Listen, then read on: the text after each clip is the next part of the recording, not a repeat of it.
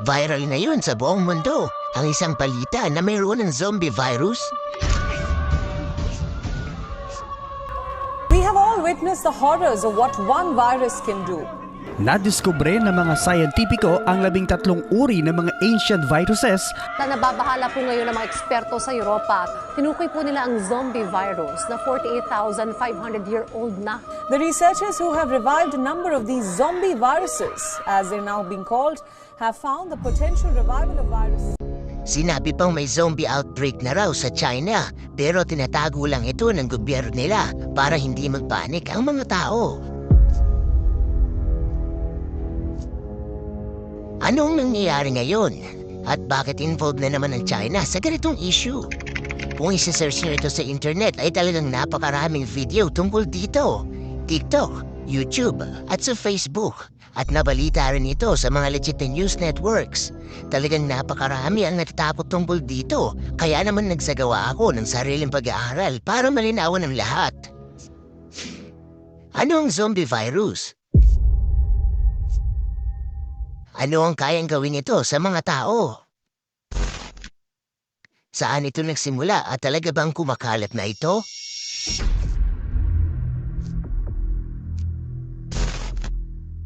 At ang pinaka-importanting tanong, ligtas pa ba tayo? Zombie virus na nadiskubre ng mga siyentipiko, yan ang ating aalamin.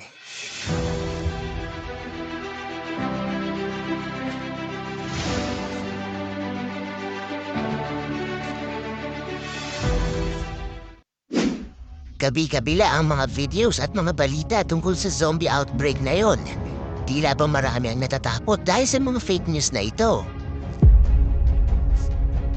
Pati ako, aaminin kong medyo kinakabahan ako ng konti. Kaya naman nag-research ako para alam ko kung ano ang totoo.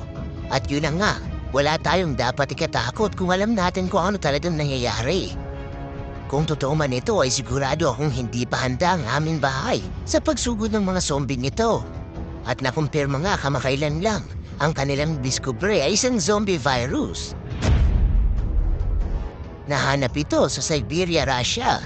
Sabi sa ilang video ay sinadya raw itong hanapin ng Russia para magkaroon sila ng biological weapon o yung hahawaan nila ng kung ano-anong sakit ang mga katunggaling bansa para manalo laban sa mga ito. Pero mali po yun. Nadiskubre ang mga zombie virus na ito sa natutunan ng yelo ng Siberia, bunga na rin ng climate change. Ang virus na ito ay tinatayang matagal ng frozen at natutulog sa loob ng 48,500 years o halos 50,000 years. Sa kasamaang palad ay aksidente itong na-activate ng mga researchers. At hindi lang isang zombie virus ang nakuha, kung hindi 13 infectious virus. Talagang nakakahawa kapag hindi naingatan mabuti ang pag-handle sa mga ito. Climate change ang pangunahing nakikitang dahilan. Kung hindi lang agarang natutunaw ang yelo sa North at South Pole ng planeta, ay hindi lilitaw ang mga ganitong natutulog na virus. Hindi lang mga siyentipiko mula sa Russia ang tumingin dito. Nakumpirma na rin ito ng mga siyentipiko mula sa France, Germany, China at USA. Tinawag itong zombie virus dahil kaya raw nitong maapektuhan ang utak ng tao. Hindi lang tao, pati na rin ang mga hayop na kakapitan nito. Kung kinakabahan ka sa mga oras na ito ay parehas tayo. Dapat lang natapusin mo ang video dahil may good news ang nag-aabang sa'yo. Pero bago yun, bakit at paano nga pala ito nadiskubre? Maraming researchers mula sa iba't ibang panig ng mundo ang talagang mahilig maghanap ng mga frozen bacteria, DNA o mga microorganisms mula sa mga yelo. Dahil ito ang pinakamabisang paraan para malaman ang history ng mga nabuhay sa Earth, gaya na lang ng mga mammoth, mga dinosaurs, at mga hayop na matagalang extinct. Kung wala silang mga nag-aaral sa mga frozen DNA na ito, ay malamang baka hindi natin kilala ang mga ancient animals. Sa kasalukuyan ay maingat na pinag-aaralan ngayon ng mga virus na ito dahil isang pagkakamali lang ay alam niyo na siguro ang mangyayari.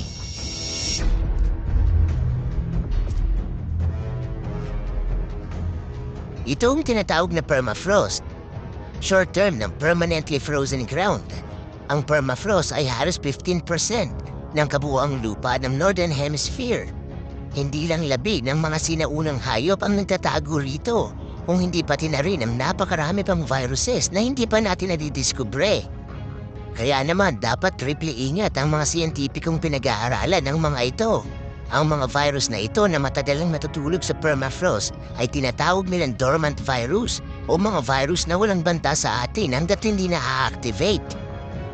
Pero pasensya na kung madidisappoint kayo sa mga researcher na ito.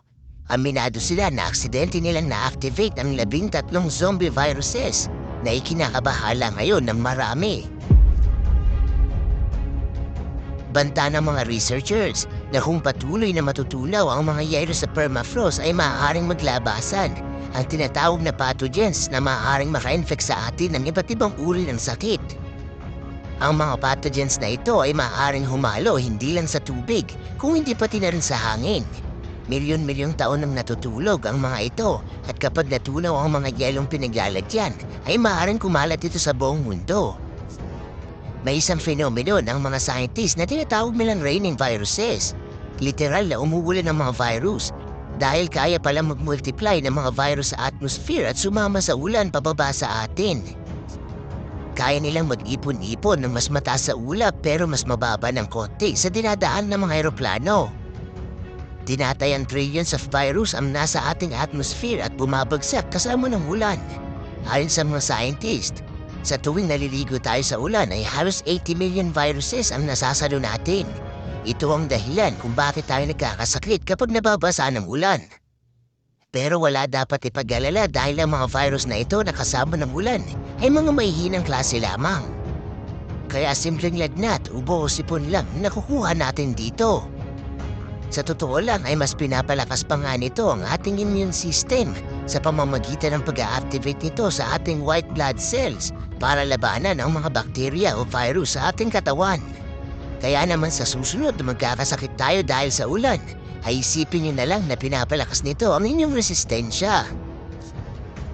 Sa kabilang banda, nakakabuti rin ang milyong-milyong virus na ito sa kalikasan, mga halaman, kalupaan, pananim at pati na rin sa mga hayop. Ngayon naman dumako tayo sa exciting part. Ano itong mga video na ito na nagkalat sa TikTok pati na rin sa YouTube na may zombie outbreak na raw? Sinasabi pang tinatago ito ng China para hindi mag-cause ng panic. Ang sagot ko dyan ay, hindi po ito totoo. Wala pong zombie. Marahil sinasabayan lang ang trend na ito ng mga taong mapagsamantala at nagpapakalat ng fake news. Ang nadiskubre po ay zombie virus at hindi po zombie outbreak. Ang tanong ng ilan, safe pa ba tayo? Ang sagot ay oo. Dahil ang virus na ito, bagaman makakaapekto sa utak, ay mahinang klaseng virus lang. Kayang-kaya itong labanan ng ating immune system at mga gamot sa kasalukuyan. Yun naman pala, ligtas naman pala tayo. Pero kahit kontrolado na ang sitwasyon, ay madiin pa rin nananawagan ang mga siyentipiko tungkol sa climate change. Kung patuloy na matutunaw ang mga yelo sa ating planeta, ay may chance ang mas malakas na virus na ang sumalubong sa atin. Sa lawak ng permafrost ay sigurado ang mga scientists na marami pang virus ang matutulog na maaari nating magambala. Sa ngayon ay panatilihing malinis ang kapaligiran at palakasin ang ating mga immune system.